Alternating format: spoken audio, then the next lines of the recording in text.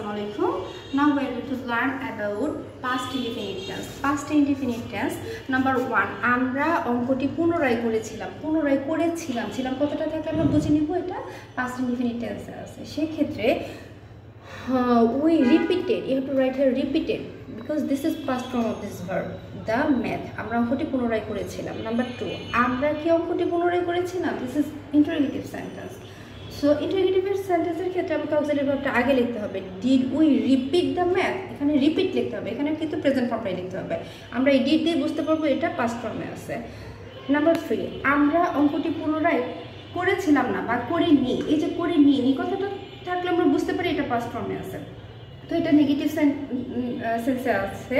Negative সেন্টেন্সে থাকলে আমাদেরকে didn't-টা লিখতে হবে. ফার্স্ট আমরা we লিখবো we didn't repeat the math. We didn't repeat the math. Number 4 আমরা কি অঙ্কটি পুনরায় করেছিলাম না বা করিনি didn't we repeat the math. এখানে আমরা কি করব রিপিটটাই লিখব. অনলি রিপিট লিখলেই হবে. এটাও কিন্তু present form. Okay, thank you.